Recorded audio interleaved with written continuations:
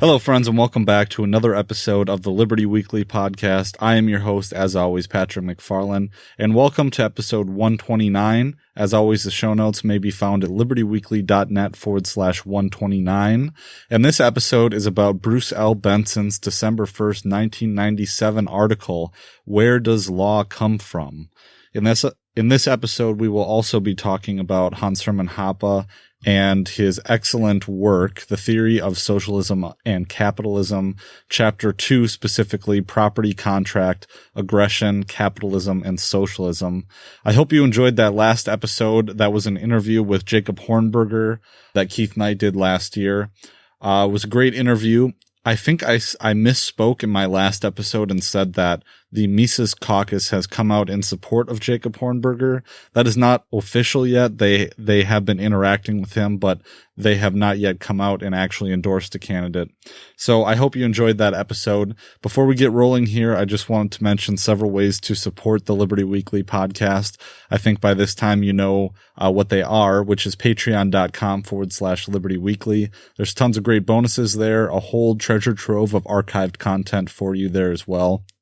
Also the Liberty Weekly affiliate link. If you're doing last minute Christmas shopping, go to libertyweekly.net/Amazon. That'll take you right to the Amazon homepage. However, if you don't want to toss shekels my way, that's all right too. I would just ask that you subscribe to the show, comment, like, you see anything on social media, but also subscribe and share the show, recommend it to all your friends, family, coworkers, what have you. That would really help me out in terms of listenership, and that's pretty darn important as well. So diving right in here, I think this is a pretty fundamental, important question. Where does law come from? I'm actually a little surprised that I haven't mentioned it or talked about this yet on the show. I know I've mentioned it in passing, and I mentioned, I think, so my 3L year in law school, I took a seminar class about the history of the Constitution or the constitutional government. Or it was like legal history, American legal history, I think is what it was called. And I wrote my paper on nullification that you can get as a subscriber ebook by signing up for my email list at libertyweekly.net/email, or, also patrons get this ebook as well. But it was my rendition of Tom Woods' Nullification. If you've read that book, I farmed his links, but I also went through, there was a great book, and I did a book review on it. I think it's Liberation Library Series, Episode 3, just so I get here. It was William Watkins Jr.'s book about nullification itself and the Kentucky and Virginia resolutions. I'm just trying to find it here. I think it was Liberation Library 3. So libertyweekly.net/LL3. I know I'm throwing a lot of links at you here, but bear with me. It was libertyweekly.net/LL2. That's the letters LL and the number 2. That's Reclaiming the American Revolution, the Kentucky and Virginia resolutions and their legacy. I thought that was a great book, or book review that I did. But yeah, so I mentioned a little bit in that class, I learned that law basically comes from the way that people have been doing things for time immemorial.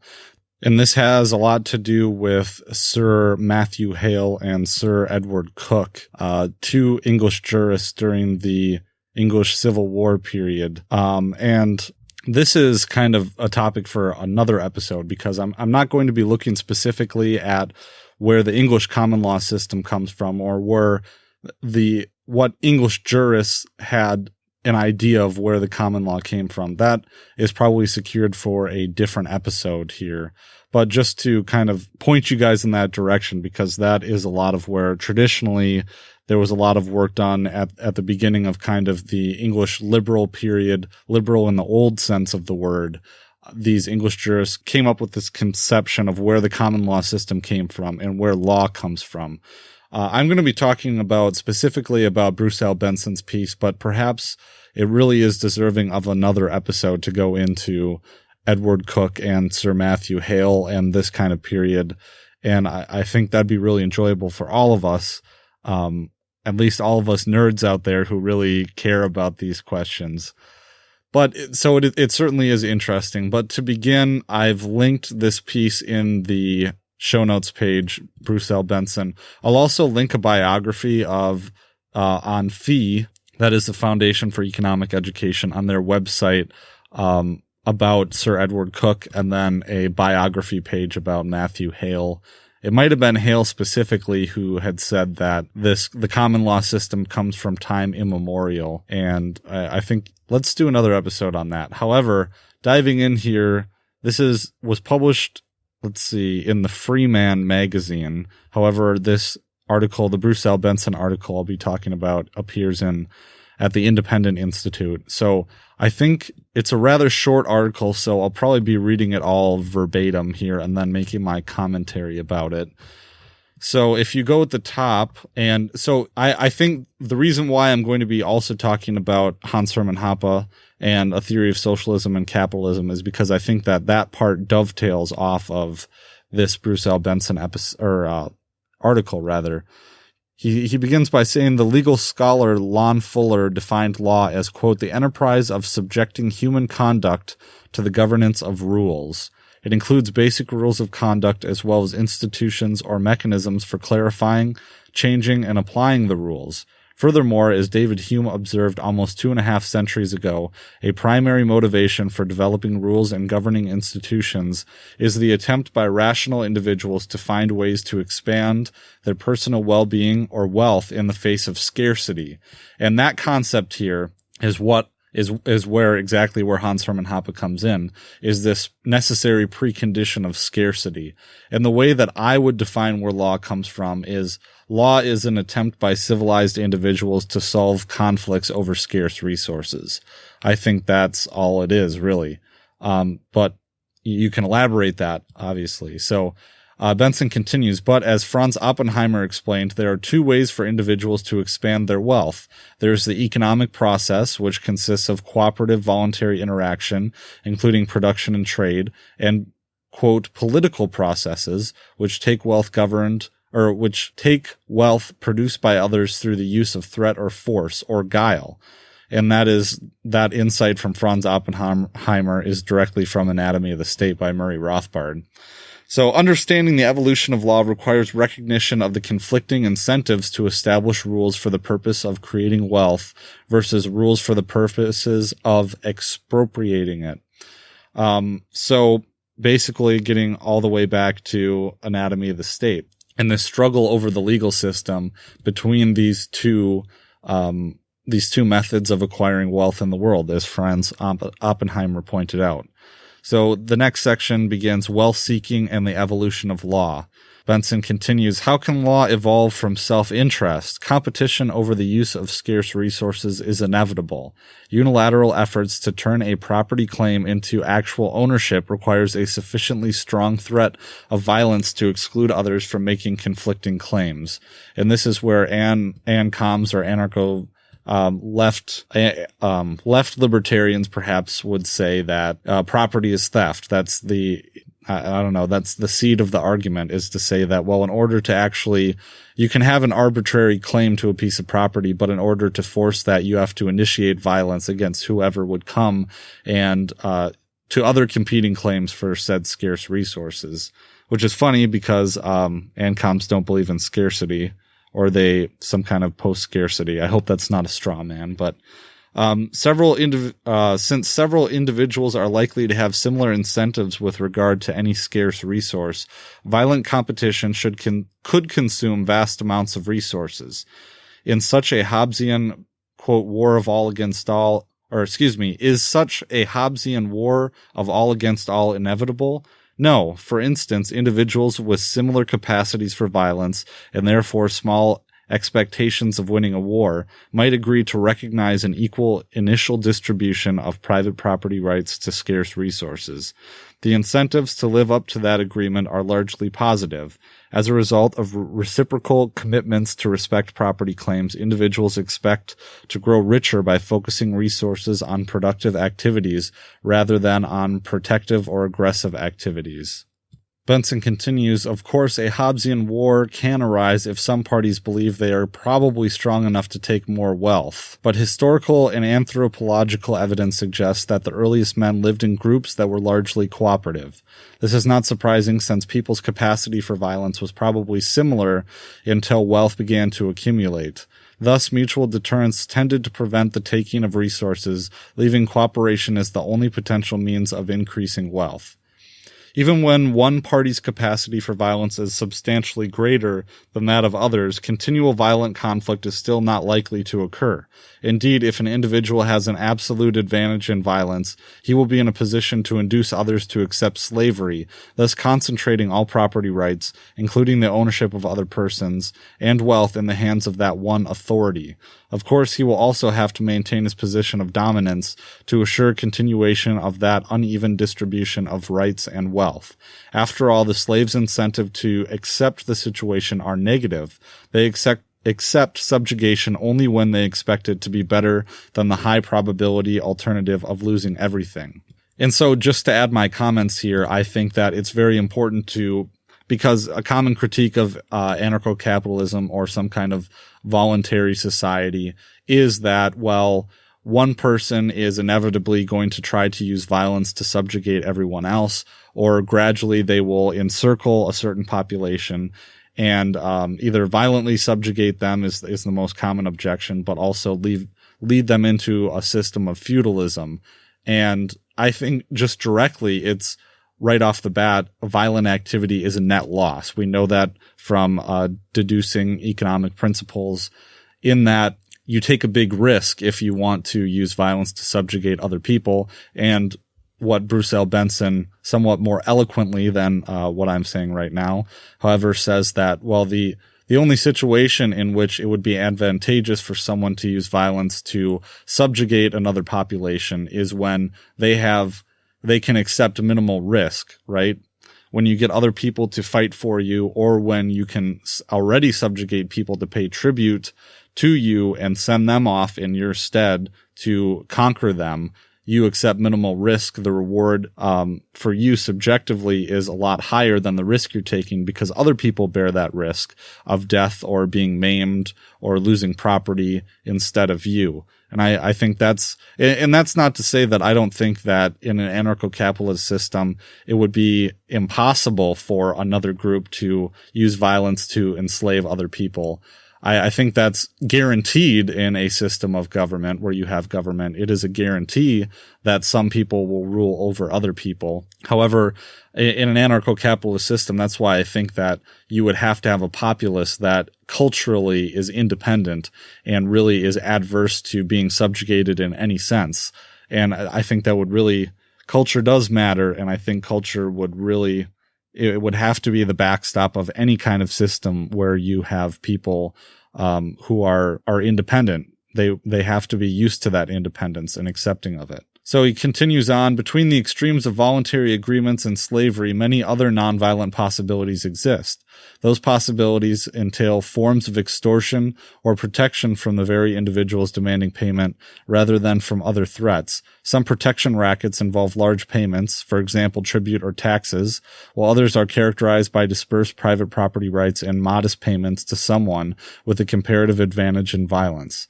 It may well be that a person choosing to pay for protection could produce sufficient counterforce to overthrow the extortionist. But if the payment demanded is not too great, an individual capable of producing considerable wealth could decide that the cost of counterforce is too high to make it worthwhile. But if so, the extortionist is constrained in how much he can demand. Let's consider a spontaneously evolving voluntary legal order before turning to the implications of extortion in law.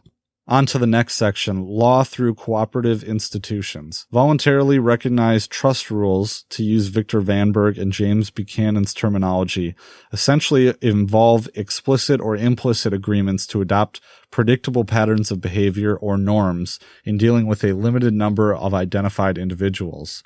Since the primary source of conflict is scarcity, trust rules focus on the allocation of property. Each individual better secures his property claims by accepting an obligation to respect the property rights of others, who of course are expected to reciprocate. As this occurs, people can make plans over longer periods and get the highest return from their resources. But how does governance occur? Imagine an evolutionary process in which individuals recognize the high cost of unilateral violence as a means of establishing property rights. Individuals with similar capacities for violence and facing the likelihood of repeated dealings, for example with neighbors, will form tentative bilateral relationships that include promises to recognize each other's property boundaries. If individuals significantly benefit from a continuing relationship, a violation of a rule can be corrected through the so-called tit-for-tat strategy. Essentially, the wronged party responds in a similar fashion, so the response need not be violent in the next round in order to punish the wrongdoer, but then signals a willingness to return to behavior consistent with the rules if the original violator will do the same. The rule violator sees that if he wants the benefits from ongoing cooperation, he must follow the rules. And if you read in Bruce L. Benson's The Enterprise of Law, which I believe I've done a book review on, but I've also cited in a lot of my episodes specifically dealing with the Anglo-Saxon legal order. I'll have to find those and throw those in the show notes as well. But there's ample evidence of these kind of legal relationships and legal orders emerging throughout tribal periods in Europe specifically, but throughout the Middle Ages and the development of the common law system. Specifically, like I said, the Anglo-Saxons, also in Iceland and in Ireland as well. This is particularly customary legal systems that I've also done an episode on. I think that's libertyweekly.net/36. Another option, Bruce Benson says, when there are competitive alternatives, is to simply refuse to deal again with someone who has proven himself untrustworthy. This is ostracism. As more bilateral relationships are formed and a loose-knit group with more elaborate reciprocal dealings develops, such competition arises. Thus, individuals can cooperate unconditionally with anyone known to be trustworthy while refusing to deal with anyone known to have violated a trust rule with anyone in the group. If information spreads quickly and everyone spontaneously responds to a rule violation, the violator is excluded from interaction with all members of the community. Social ostracism is the result, and it can be a significant punishment. In fact, an individual's incentives to exact physical punishment are weak when competitive alternatives to the violator exist and information is easily spread. Investments in communication mechanisms substitute for investments in the capacity for personal violence. Indeed, Van Berg and Buchanan explain that once a group is formed based on intermeshing bilateral trust rules, solidarity rules, obligations that are expected to be upheld because everyone benefits, can also develop. Well, this kind of begs the question too, doesn't it, that, well, what if communication is not good enough and people participating in the market are not informed enough to create or to choose the best vendors or the best people with which to do business? And that is a reason that's put forward as to why, well, customary legal systems, they exist only in antiquity or in a time when information about the market wasn't very widespread, and it doesn't really, customary legal systems don't really work if your society grows to a size in which it's impossible to know this information about everyone that you're dealing with. And to that, I would say, well, in our current system, look at all these private alternatives that have developed. I mean, you have eBay. There's a whole thing to say about how eBay governs the transactions on the websites and the reputation system that they've created. It's essentially a private legal order that has evolved for the singular purpose of facilitating these transactions in the marketplace on eBay. And it works very well. PayPal has a similar system. I would argue that in a voluntary legal system, one without government regulation, we would have things like the Better Business Bureau, I think, would be a lot more widespread. I don't think it would be like Yelp or anything like that, because once again, and I've kind of posited this to people I've talked to, specifically, I'm thinking this family friend who's a chiropractor I spoke with a few years ago about this. He wouldn't remember it at all, but it was talking about how you could get rid of the FDA or the FDA, or excuse me, you could get rid of the FDA or I don't know, maybe, I don't know if the American Medical Association has government powers like the American Bar Association does, but you could get rid of those and replace it with, like a customer review system or something like the Better Business Bureau.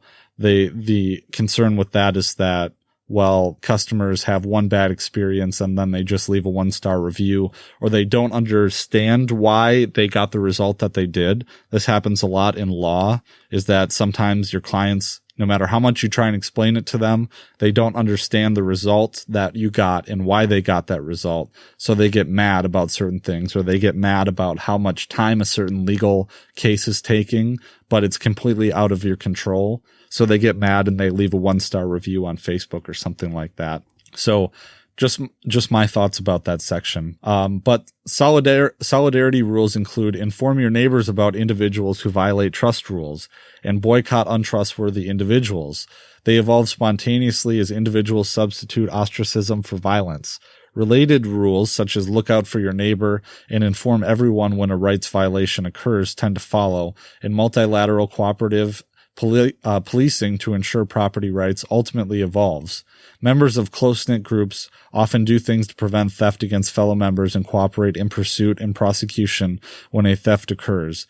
Individuals do not follow solidarity rules, individuals who do not follow solidarity rules, for example, who do not contribute to cooperative policing, may also be ostracized, so free rider problems are not significant. I think in some way you develop a little bit of a concern that I would see lefties being concerned with, is that, well, what happens if someone's reputation is wrongly put, or they're wrongly ostracized by a community, or there's privacy concerns with having, in a modern system, maybe like a social credit score that would be given to you in a crowdsourced form. Maybe this is what I think this implies in the modern time, is that there would be some kind of crowdsourcing, social credit score system. Maybe, that's kind of a concern, I guess it would be. I don't know how potentially a society could move in a direction in which it's not a concern. I guess the only argument would be is that, well, social credit scores are only a net negative, or a privacy, a big concern when they are assigned by the government, by a singular monopolized system. You could have certain companies on the marketplace who assign credit, like maybe it'd be like a credit score. How there's different reporting institutions for a credit score, who, you go on Experian or Equifax, or I'm forgetting the other one, and they assign you a score. No one really has huge foundational objections to the credit score system. So it'd probably be like that, in which your credit score can go up or down, depending on your own actions, and there's no governmental oversight or complaints from the left about how Orwellian it is, and their warm and fuzzy feeling leftist caring about other people kind of thing. So caring about the disadvantaged, someone who has a low credit score, you can kind of point out, well, hey, remember when you were sued in small claims court 15 times for not paying, or remember that mortgage that you defaulted on? Continuing with that. But so Bruce Benson continues, threats and sanctions are not the primary incentives to recognize rules in an evolving cooperative group. Important positive incentives also develop. Unexpected drastic losses of wealth from firestorms, accidental death of the breadwinner can create incentives to turn to theft. To avoid this, a group may establish insurance arrangements to protect people from occurrences that might force them to steal in order to survive. Self-interested individuals will voluntarily help someone in distress in order to encourage him to continue respecting their private property rights. They might do so with a reciprocal assurance that they can receive help if they need in the future. So, kind of reflecting on what Bruce Benson has said so far, I don't see that this is much of like a philosophical, where does law come from, as much as it is a practical kind of answer, like, okay, in these systems, this is like in a voluntary legal order system, this is exactly where these rules come from, kind of on the marketplace, and the evolution of it. And so in section 1, just to kind of recap, he talks about wealth seeking and the evolution of law. Okay, well, this is where wealth-seeking rules come from. This is the motivation for individuals in the marketplace or in the world, even in an anarchic system. These are the motivations for people to use the law for wealth-seeking. And then this section here, law through cooperative institutions, talks about where, law would come about for the first purpose under Oppenheimer's dichotomy that we talked about at the beginning. So just to frame the issue for you guys all listening so you can follow better. So other institutional arrangements also evolve. Because policing is imperfect, someone accused of a rule violation may not be guilty or may dispute the charge. In such an event, prosecution could be violent, but in a close-knit group, violence can have significant costs, particularly if opinions about guilt are mixed. Those costs can be reduced by developing nonviolent means of resolving disagreements and clarifying property rights, and by making acceptance of a judgment relatively attractive for the loser. For instance, a mutually acceptable mediator or arbitrator might be chosen from among the most reputable members of the community, or from a pool of dispute resolution specialists. We see this in The Moon is a Harsh Mistress by Robert Heinlein. There's a scene where they walk into a moon bar, a bar on the moon, and I think there's 3 individuals who are from Earth, or they're visiting or something, and they accidentally offend someone's girlfriend in the bar, and there's a huge fight that takes place. Well, it's about to break out into violence, but someone from the moon comes in, the main character, I believe it is, if I'm remembering correctly, and the people in the moon, they shout out that there's this dispute, and it's like the hue and cry that I've talked about with the Anglo-Saxons and the Germanic legal systems. They shout out and they make an appeal to the community, and the main character approaches and says, "Hi, I'm here. If you both sides agree to let me solve this dispute between you right now that you're having, over this girl, you want to beat the crap out of these 2 tourists. Well, you both agree, pay me some money, and I will hear your dispute, and I will give a ruling on it." And it works. So this is kind of in action what Bruce Benson is talking about. Since the third party must be acceptable to both disputes, fairness is embodied in the dispute resolution process. The loser might also be allowed to buy his way back into the community by paying appropriate restitution, rather than being subject to physical punishment or exclusion.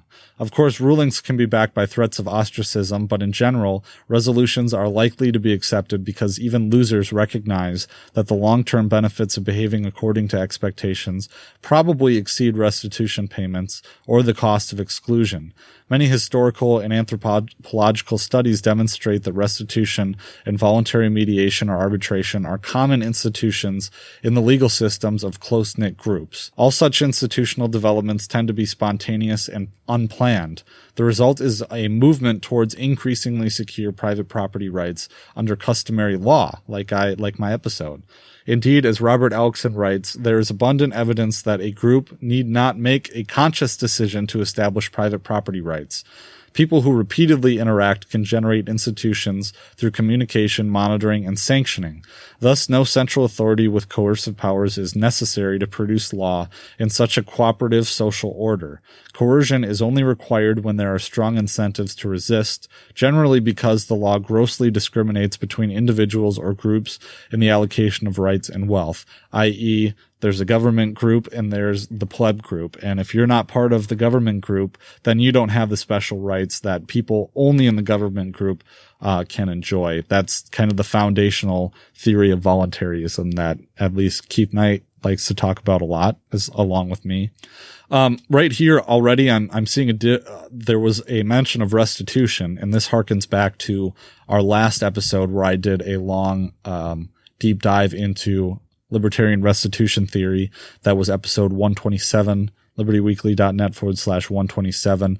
And I just want to take this opportunity to just make a comment about how, at least as Murray Rothbard sees it, here is the strictly libertarian way of dealing with this certain problem, punishment and proportionality in 127. And what comments that our friend Andrew Curran of the Principled Libertarian has made is that, well, maybe our ideal is not strictly to go after the non-aggression principle as a perfect libertarian principle in our perfect libertarian world. I know that myself, as a libertarian, as a voluntarist, I would prefer a world in which we lived under the non-aggression principle. However, you can't really go and force other people to, it's like the libertarian imperialism ideas that we would go and enforce the NAP on other communities that are not abiding by the NAP and make them to bow to it and to a perfect legal order under libertarianism that is impractical, and it would basically violate the NAP to try and enforce the NAP on other people. So what we're really looking for is a free market in the production and enforcement and adjudication of laws. And I think that's a very fair characterization here. And that's what Bruce L. Benson exactly is talking about here. He's saying, these are systems. This is how it could happen voluntarily or spontaneously in this customary legal system.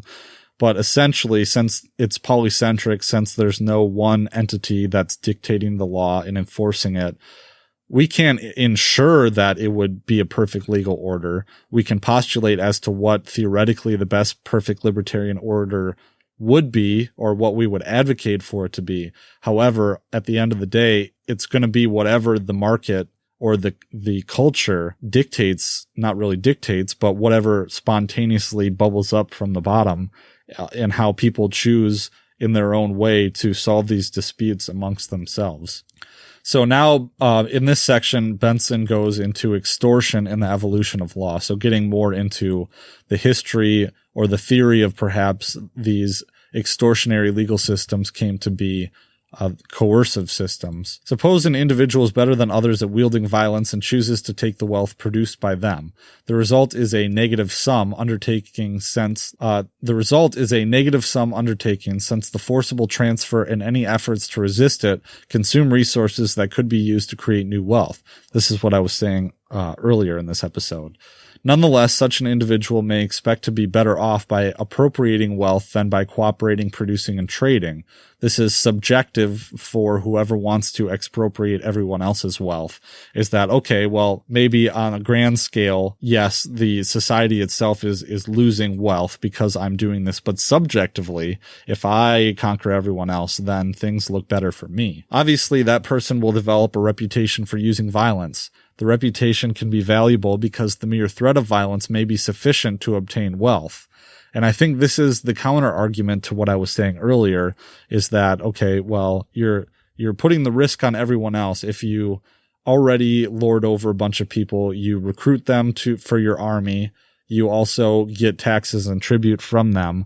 Well, obviously, maybe you don't actually have to go to war. You just have to threaten to go to war. And in that event, it's not maybe a net loss, except for the resources that you expended trying to gather this army and to bend other people to your will. Once such a reputation for violence develops, however, his potential for entering cooperative relationships is reduced, since anyone with whom he does not have a prior trust arrangement will doubt his word. Therefore, the decision to take wealth often involves a permanent commitment to extortionist behavior, the state. Moreover, he doesn't say that. That was my commentary. But moreover, he will wish to establish an environment that will produce a steady income. He will establish rules and institutions to minimize the costs of continual extortion. Among other things, this implies the extortionist will attempt to establish a monopoly in violence, a state. After all, if a victim can find some person or cooperative group to protect him, the extortionist's ability to extract wealth will be severely limited. Thus, the extortionist must erect barriers to keep people from escaping his jurisdiction. The scale of violence required to compete for and maintain power will be greater than any single individual can produce, of course. Therefore, an entrepreneur in extortion will generally establish a firm which will use part of the seized wealth to buy services from others who have a comparative advantage in violence but less entrepreneurial skill. These will include strong-arm enforcers, army or police personnel, and producers of the tools and symbols of violence. Such protection firms will require internal cooperation, so the dealings between people within the firm will differ from the dealings with the targets of extortion. This is the class of the state and their servants. There's many ways to do this. One would be pension programs, and immunity, prosecutorial immunity, but I digress. Many cases of organized aggression involved Cooperative communities with established trust relationships, such as those described above, that were persuaded by an entrepreneurial leader, for example, a tribal war chief, that they could get rich through raids or conquest. But if powerful enough, such a firm itself can threaten the entrepreneur, so he will have incentives to keep the organization decentralized, raising the cost of collusion, and to create competition for the booty among the factions.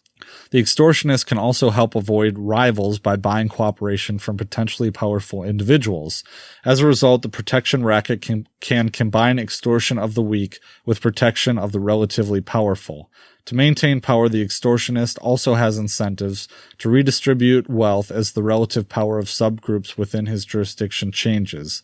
The redistribution would aim at obtaining the support of subgroups that could become powerful enough to threaten his power. Thus, while mutual insurance arrangements and cooperative systems aid the weak who may have little incentive to respect property rights, extortion-based systems aid the powerful who otherwise have little incentive to respect the leader's claim to sovereignty. Of course, since there is a potential danger that the poor could also organize and revolt, the leader might give them something too, but transfers to the wealthy or powerful will predominate, and any transfers to the poor will mainly flow from others who lack power. So, case in point to this example is Wall Street and the military-industrial complex, right? The most powerful individuals in society love the state. And in fact, you could argue that maybe the most powerful sections of our society are not those who wield the power of the state, but they are those in the private sector who get the money and benefits and all of the trappings of this authoritarian structure. So the state dominates, but the state is actually controlled by private interests who lobby the state. That's exactly what he's describing here. The extortionists might even develop institutions through which the competition for transfers can be channeled and observed. Focusing such competition in advisory councils or representative assemblies, for instance, could reduce the cost of monitoring and dealing with groups. As the exchange of support for privileges is institutionalized, powerful subgroups might see their interests linked to those in the sovereign. An effective entrepreneur in extortion might also be able to lower his costs and legitimize his claim as the monopoly source of rules and interpretation by establishing, quote, adversarial dispute resolution forums, courts or assemblies backed by threats of violence. The political means of gaining wealth is parasitical to the economic host, so an extortionist faces a trade-off. Large levels of extortion in the short term reduce productivity and the potential for income in the long run. How much the leader takes will depend on how long he expects to hold power. He is likely to recognize some private property rights and allow some cooperative organizations in order to create incentives for producing more wealth. Nonetheless, the threat of appropriation means that all property is in a common pool open to some extent to political competition. To the degree that the extortionist succeeds in legitimizing his claims to sovereignty and preventing people from fleeing, his subjects will see him as the single legitimate source of rules in the geographic jurisdiction. The sovereignty may attempt to design and impose his own rules, but he is also unlikely to claim to be the source of the customary laws already in force because they are low-cost mechanisms for facilitating the creation of wealth, which he can then appropriate. His law, however, must be superior to customary law. Many earlier codes of kings were largely codifications of customary law, but with changes to permit the sovereign to dictate the distribution of wealth. I basically see this as, okay, the reason why the United States has been the most powerful country in the world is because at a certain point in time, we allowed a lot of unfettered free market laissez-faire capitalism. It, in the long run, benefited the government, the state of the United States, to have more power because they let the market to itself, allowed free markets to thrive. And then going forward, and this kind of mostly started in the progressive era, really cartelized these institutions and leech the wealth off of it. And in the last 100 years, or at least since 1913, since the introduction of the Federal Reserve, this parasitical relationship has become of higher and higher time preference, to the point where there will be a day of reckoning as the host dies, essentially. But as long as it worked, things were relatively free market. It supercharged the state, which became, in the United States, the biggest state in the history of the world. And Elizabeth Warren wants to create the biggest state in the history of the world and added on top to that. So I just had to add that, but that's an aside. So many such claimants to sovereignty must have succeeded because people generally believe the state is the source of all law.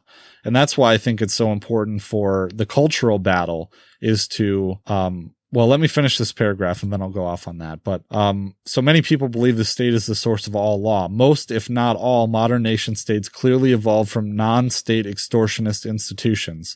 For example, tribal war chiefs became kings and kingdoms became nation states. The law of the state serves many conflicting functions, simultaneously harassing and protecting private interests, extorting wealth and encouraging its production, maintaining the class structure and cutting across classes, integrating parts of society and disintegrating other parts. Law in a positive sense and justice in a normative sense are not synonymous. So oftentimes when you're arguing with someone about, okay, well, anarcho-capitalism won't work because XYZ, essentially a lot of times it will be, okay, well, let's see, I just pulled up, damn it, I don't have it in front of me anymore. I just pulled up 10 common objections to libertarianism on LRC, LouRockwell.com, talking about the common objections you'll hear to anarcho-capitalism. Ayn Rand said that these protection firms, security firms, will just end up going to war with each other. Other people have said that it will devolve into feudalism, which is something I want to take on specifically in a coming episode.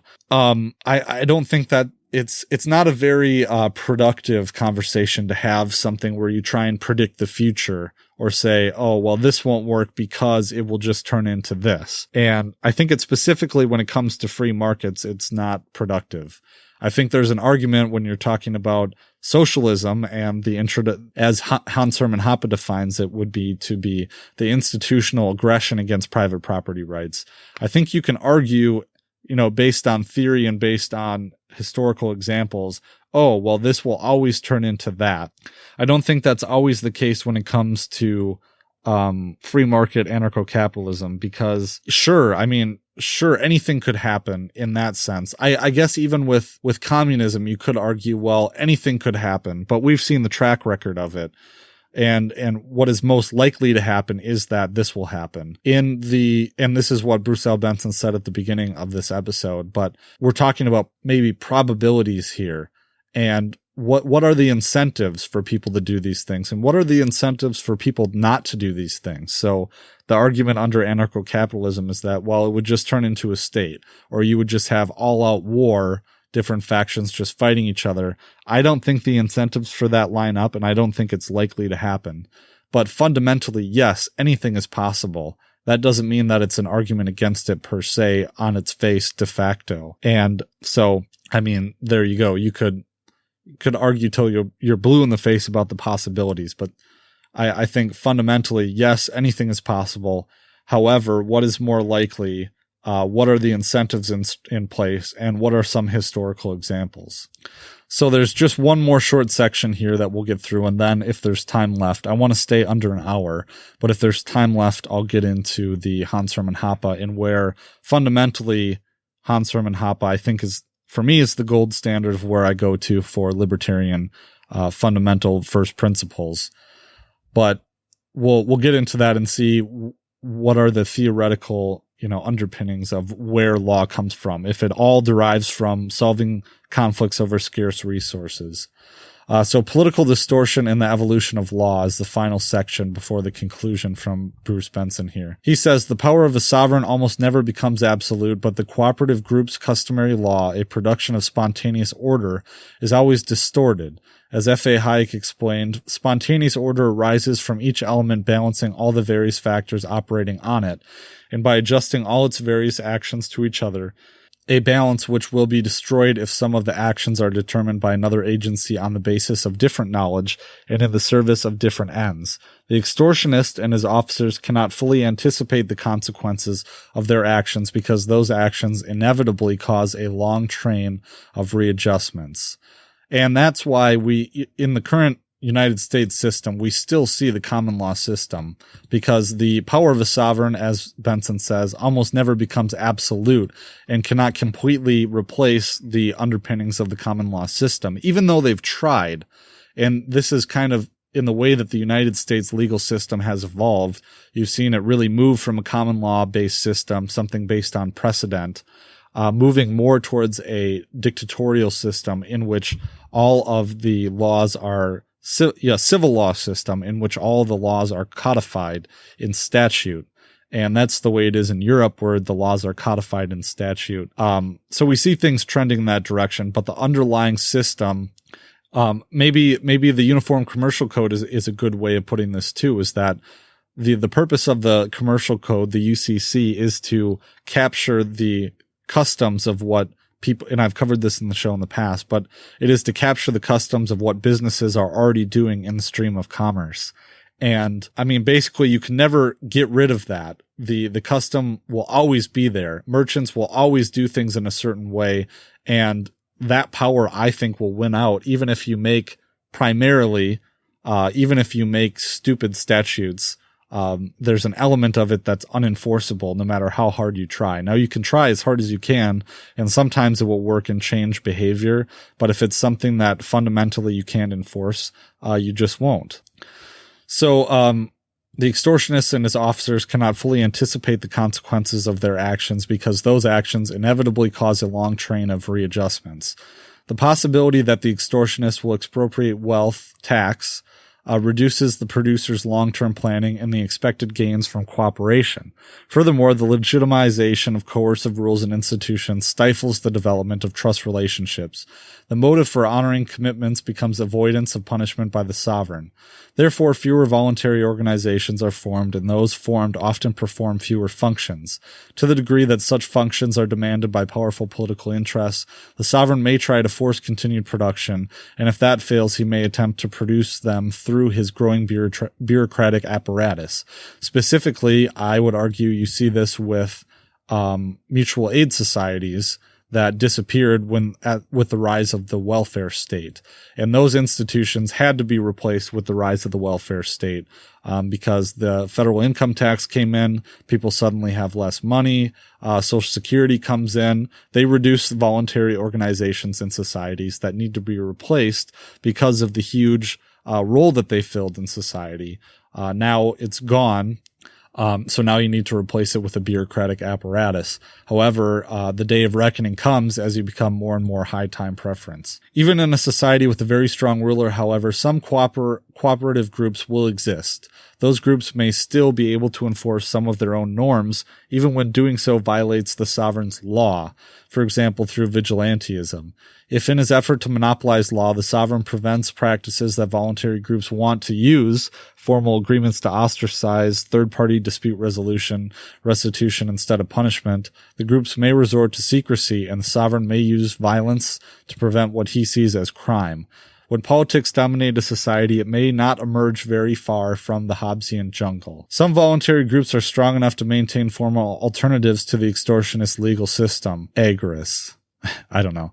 This is most likely to happen where the benefits generated through voluntary interaction are large, or the relevant group operates across different jurisdictions, creating competition among authorities. The international merchant community of medieval Western Europe is an example. Similarly, modern international commercial law remains a largely voluntarily produced and enforced system of customary law, despite many attempts to subjugate it over the centuries. So in conclusion here, Benson says, many other examples of parallel systems of rules and institutions exist.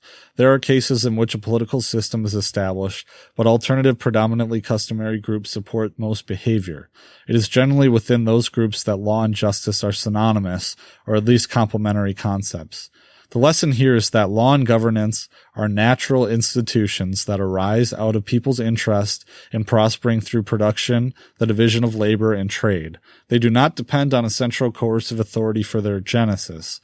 States can arise when a powerful group bent on institutionalized extortion co-opt and alter existing customary law to serve its own particular interests. And that's the end of the article here. And that's why I say I don't think it really proves anything for someone arguing against the validity or the possibility of having an anarcho-capitalist system. Because of course anything could happen.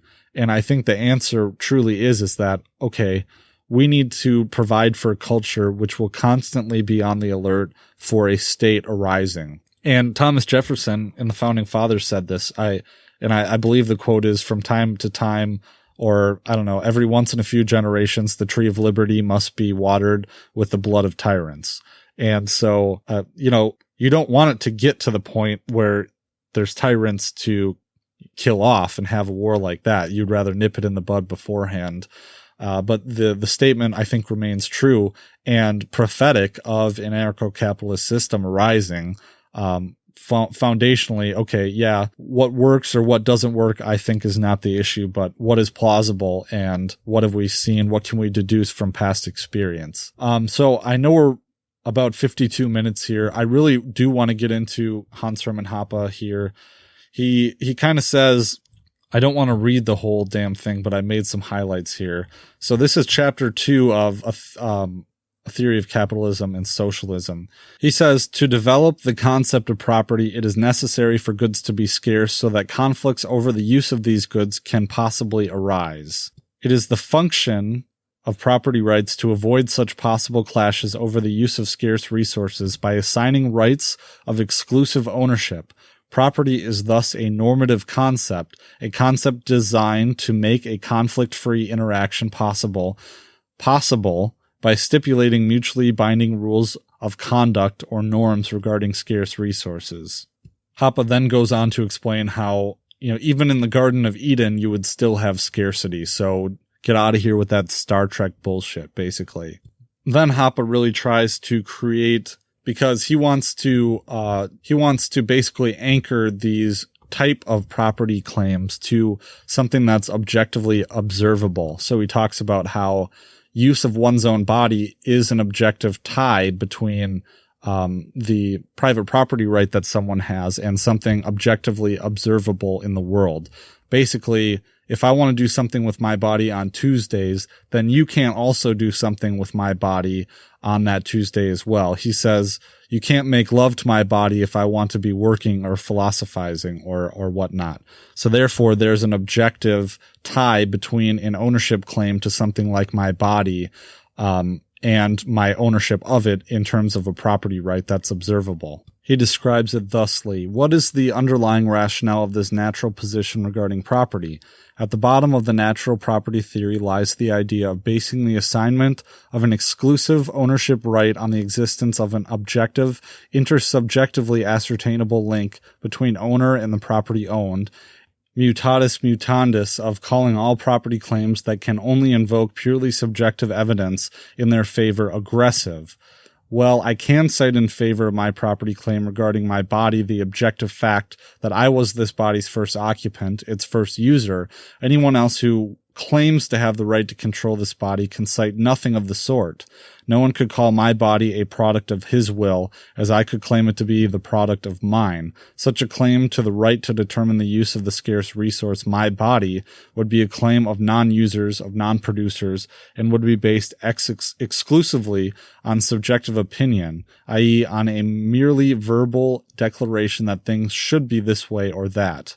Of course, such verbal claims could, and very likely always will, point to certain facts, too. I am bigger, I am smarter, I am poorer, or I am very special, etc., and could thereby try to legitimize themselves. But facts such as these do not and cannot establish any objective link between a given scarce resource and any particular person's.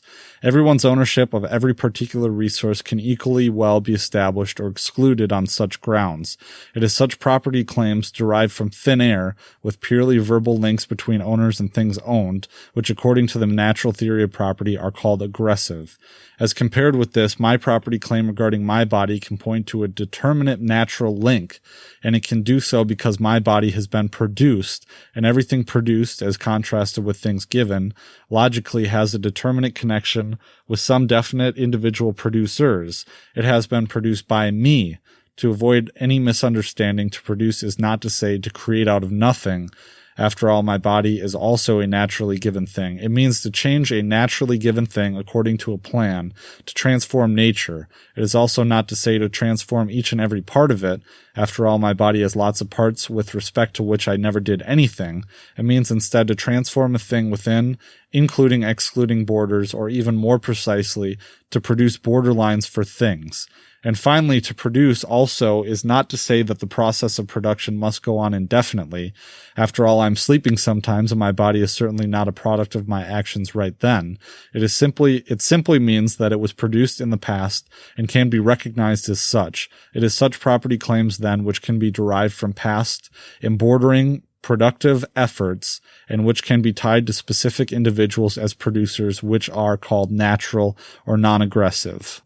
And then on, let's see, I have a different edition here. I'm looking at page, oh, it's not page numbered. Okay.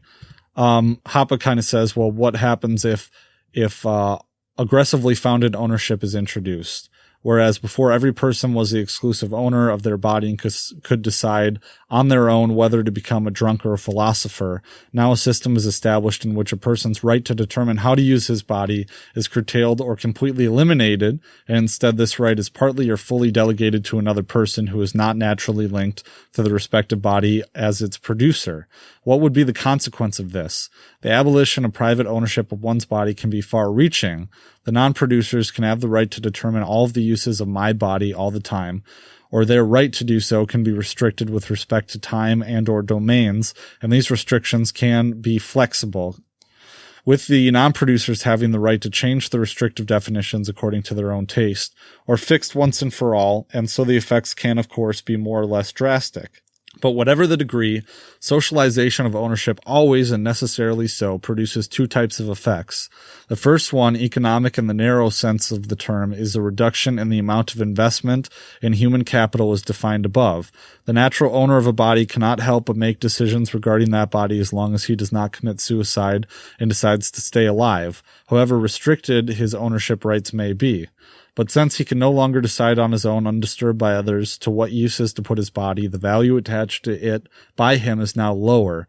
The want satisfaction, the psychic income, that is to say, which he can derive from his body by putting it to certain uses, is reduced, because the range of options available to him have been limited. But then with every action necessarily implying costs, and with a given inclination to overcome costs in exchange for expected rewards or profits, the natural owner is faced with a situation in which the costs of action must be reduced in order to bring them back in line with the reduced expected income. In the Garden of Eden, there's only one way left to do this, by shortening the waiting time, reducing the disutility of waiting, and choosing a course of action that promises earlier returns. Thus, the introduction of aggressively founded ownership leads to a tendency to reduce investment decisions and favors consumption decisions. Put drastically, it leads to a tendency to turn philosophers into drunks. This tendency is permanent and more pronounced when the threat of intervention with the natural owner's rights is permanent, and it is less so to the degree that the threat is restricted to certain times or domains. In any sense, though, the rate of investment in human capital is lower than it would be with the right of exclusive control of natural owners over their bodies being untouched and absolute. The second effect might be called social. So we have the economic effect and the social effect. The introduction of elements of aggressively founded ownership implies a change in the social structure, a change in the composition of society with respect to personality or character types. Abandoning the natural theory of property evidently implies a redistribution of income. The psychic income of persons in their capacity as users of their own natural body, as persons expressing themselves in this body and deriving satisfaction from doing so, is reduced at the expense of an increase in the psychic income of persons in their capacity as invaders of other people's bodies. It has become relatively more difficult and costly to derive satisfaction from using one's own body without invading that of others, and relatively less difficult and costly to gain satisfaction by using other people's bodies for one's own purposes.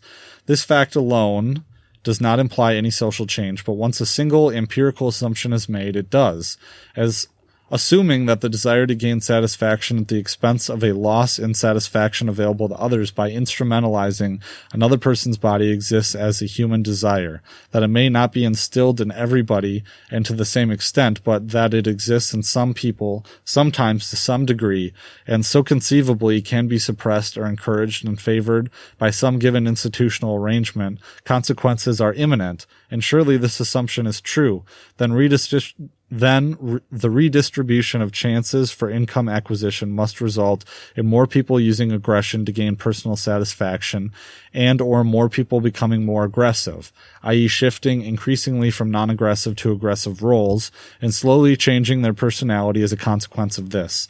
And this change in the character structure and the moral composition of society in turn leads to another reduction in the level of investment in human capital. So you may have noticed to this point that Hans-Hermann Hoppe has established at least that there is an observable natural connection between us being the ownership of our own, being the owner of our own bodies because we are the original appropriator. We are using it. We drive its will. That's the link. Well, he has not addressed yet how that gap from between how we own ourselves to how we come to own property in the world.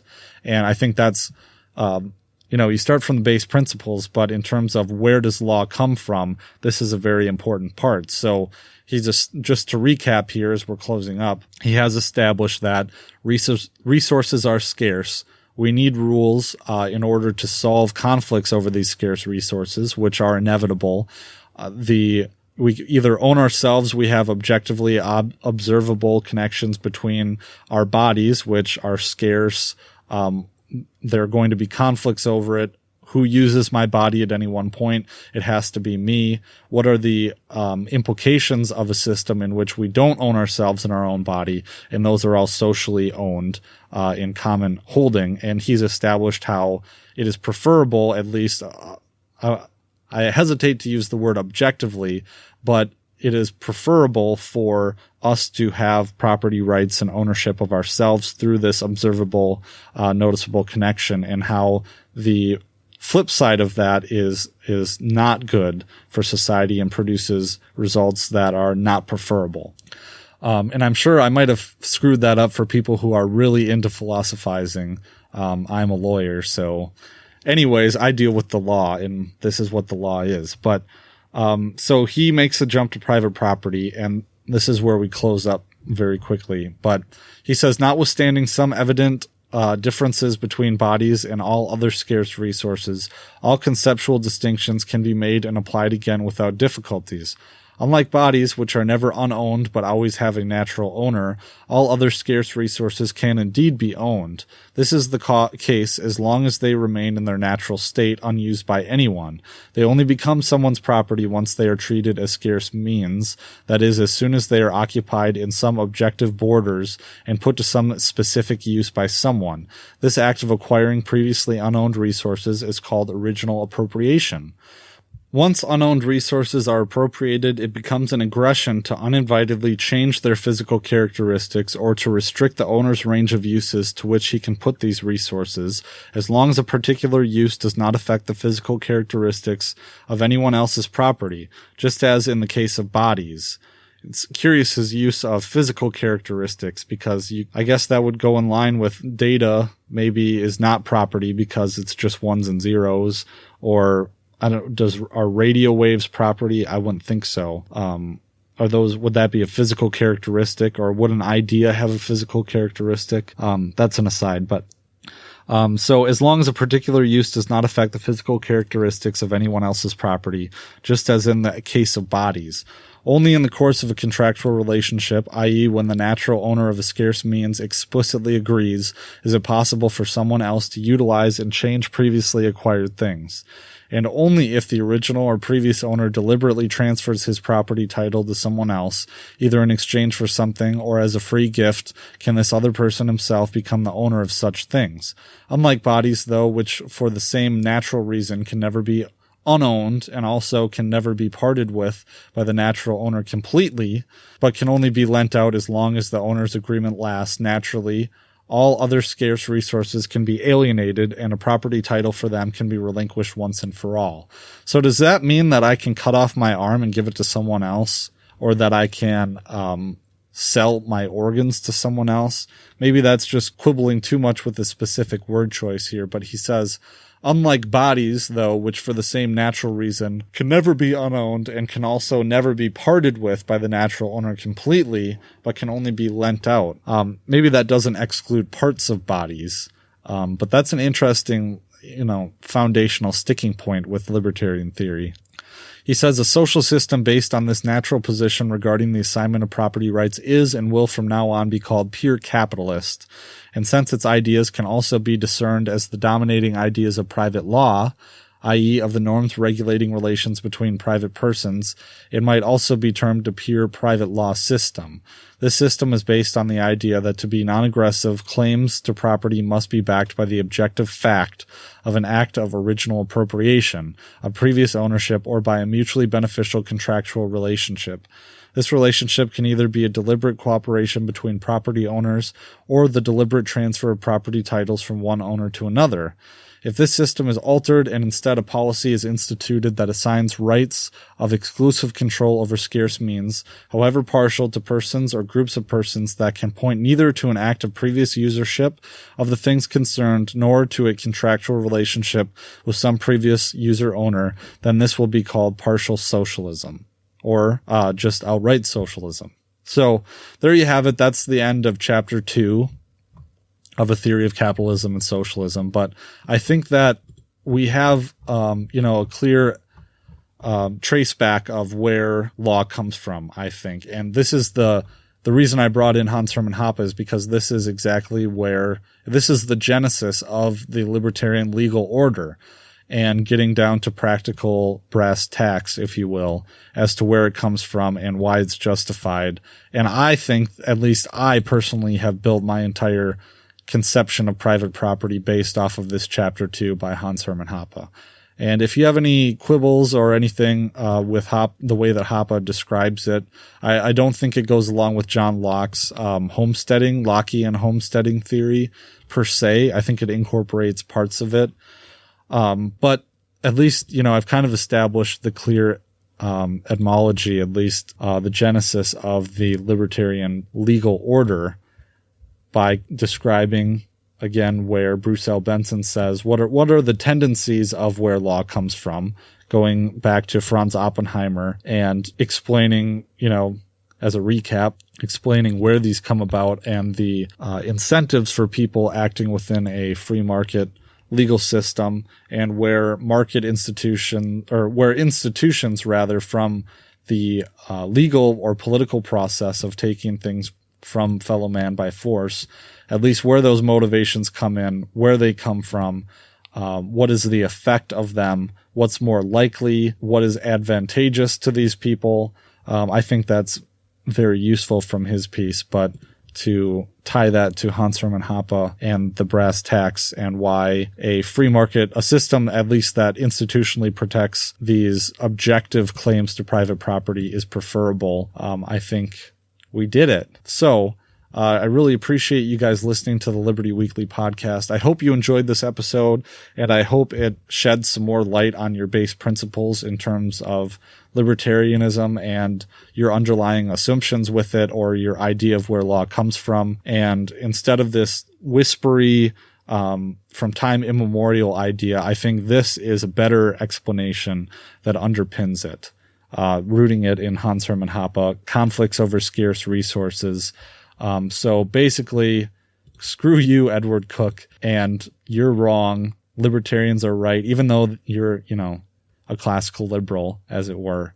So, you know how to support the show. I mentioned this at the beginning. Patreon.com/Liberty Weekly. Check out the email list, libertyweekly.net/email. Share, comment, like, subscribe. Review the show on iTunes. I don't think I've had a review in quite some time, but that would be very useful to me. Check out my B-side show. I've actually been creating and posting episodes.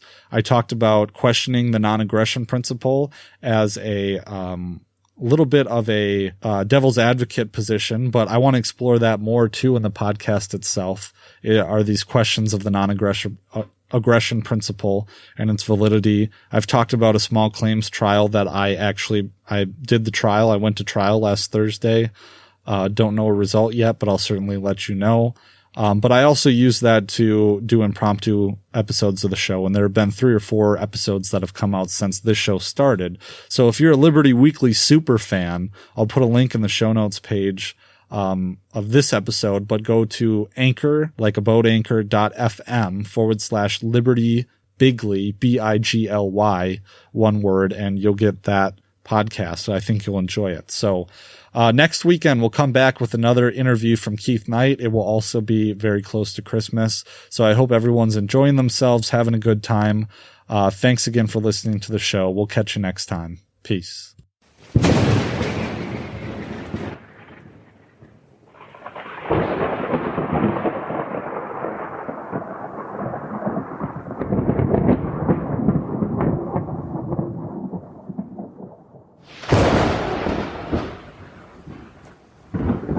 In the early days of the internet, radical libertarians were scattered, lonely, and faceless. Without direction, they resigned to scour the web, sifting through content providers in a wasteland plagued by YouTube demonetization, Facebook jail, and covert internet censorship. But then, in 2017, the Libertarian Union was formed. Finally, the average Joe libertarian could find a thriving community of independent podcasters and content providers, all in one convenient location. At Libertarian Union, we'll always have the latest news, interviews, discussions, and even movie reviews. With hundreds of episodes and more added all the time, you'll always find something fresh at libertarianunion.com.